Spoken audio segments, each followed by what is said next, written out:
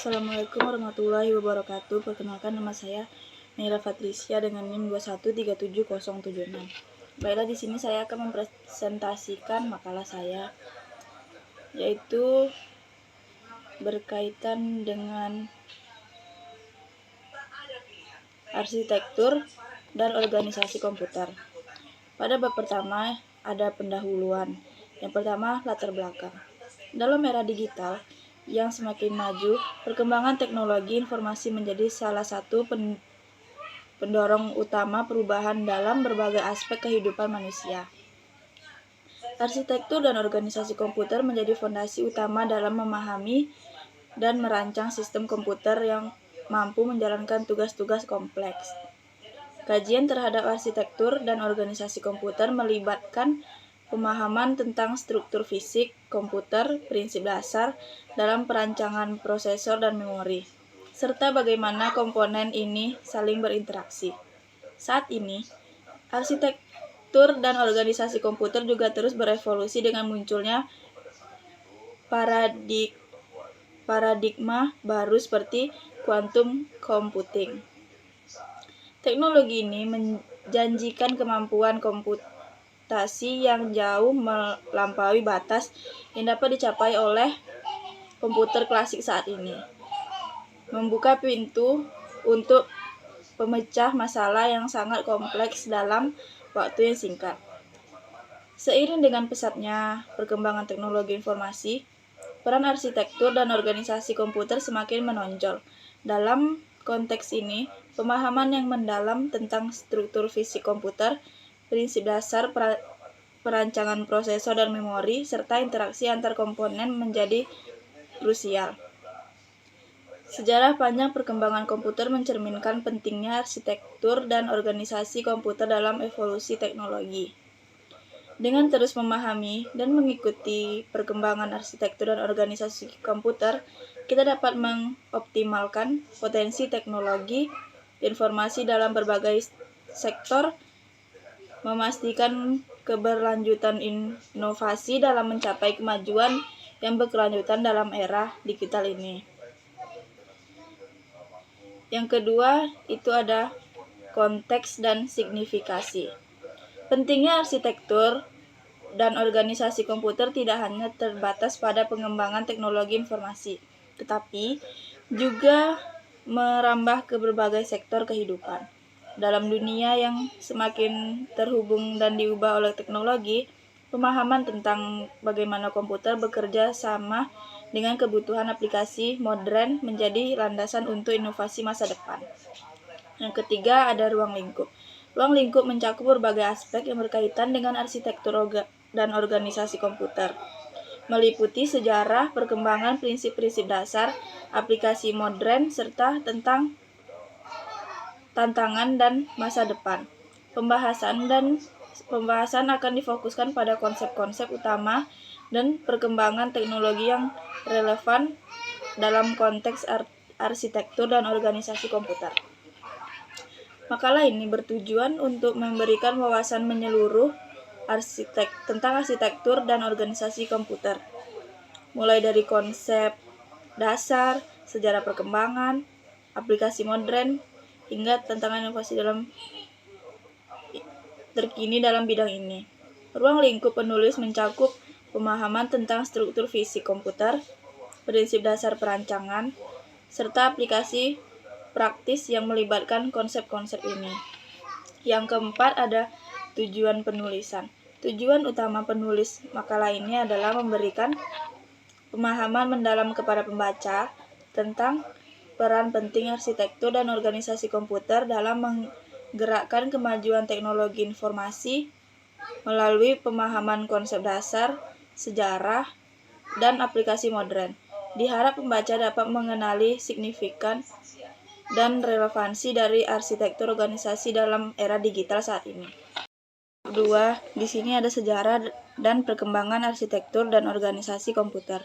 Yang pertama, lahirnya komputasi mekanik.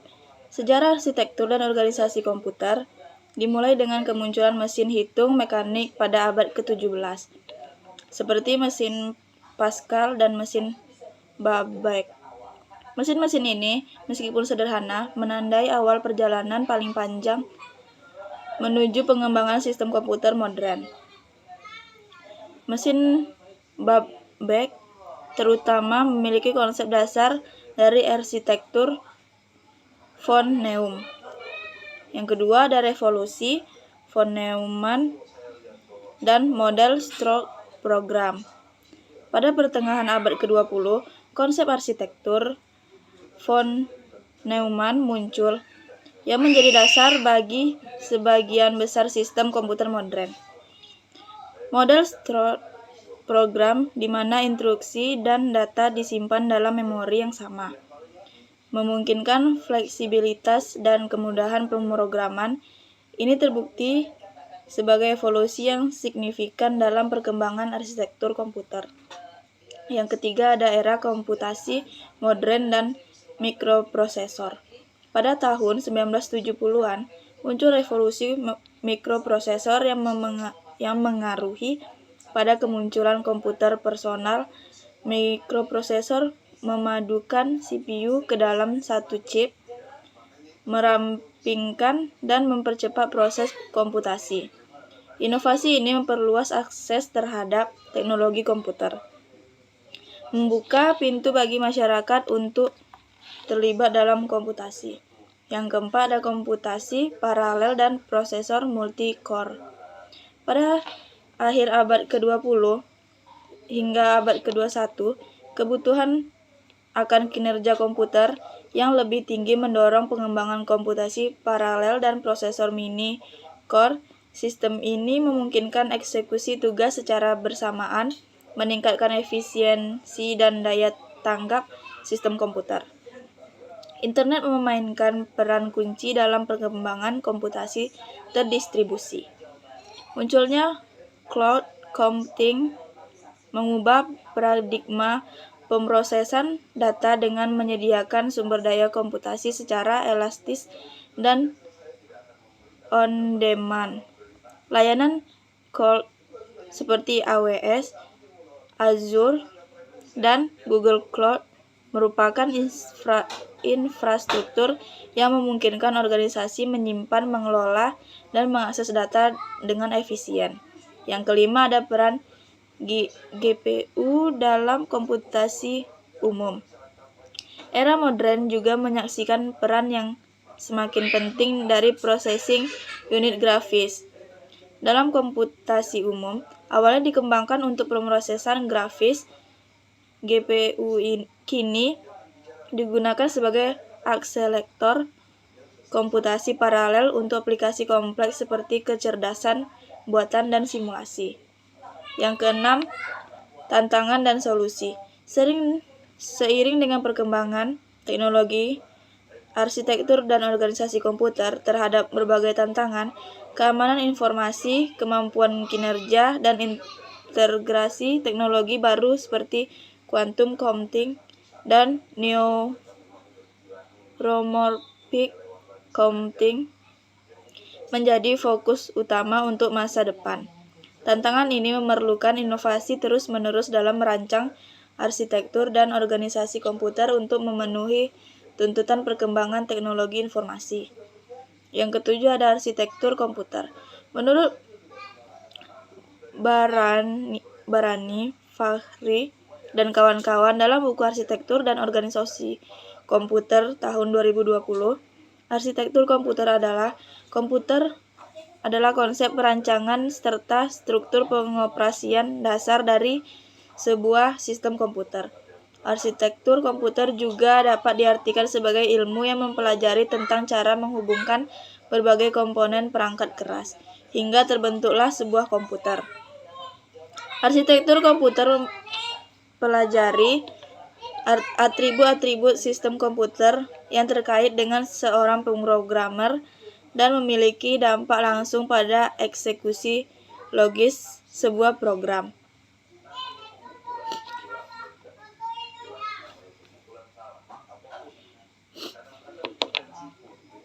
Yang memiliki arsitektur berbeda dari segi organisasi dan mengakibatkan harga dan karakteristik unjuk kerja yang berbeda. Yang pertama ada von Neumann arsitektur, yang ketiga Risk-Fest-Siege. Kerapan ada organisasi komputer. Organisasi komputer mempelajari bagian yang terkait dengan unit-unit operasional komputer dan hubungan antara komponen sistem komputer. Contoh, sinyal kontrol, prosesor, interface, komputer dan peripheral, teknologi memori yang digunakan. A. Struktur prosesor. Struktur prosesor melibatkan Arithmetical Logical Unit atau ALU dan Control Unit atau disebut juga dengan ALU bertanggung jawab untuk operasi aritmatika dan logika, sedangkan Control Unit mengatur aliran data dan instruksi. Pengguna pipeline adalah teknik yang meningkatkan efisien eksekusi instruksi dengan membagi proses eksekusi menjadi beberapa tahap. B. Memori komputer. Memori komputer terbagi menjadi beberapa jenis termasuk RAM, ROM, dan cache. Sistem hierarki memori digunakan untuk mempercepat akses data dengan cache yang menyimpan data yang sering digunakan secara langsung oleh CPU. C. Input-output. Organisasi input dan output melibatkan aliran data antara komputer dan perangkat eksternal. Pendekatan I/O mappen dan memory mappen digunakan untuk mengelola operasi input atau output. Pada bab 3 ada kesimpulan dan saran. Kesimpulan di sini, dari pembahasan sejarah dan perkembangan arsitektur dan organisasi komputer, dapat disimpulkan bahwa evolusi teknologi informasi telah menciptakan fondasi yang kokoh bagi sistem komputer modern.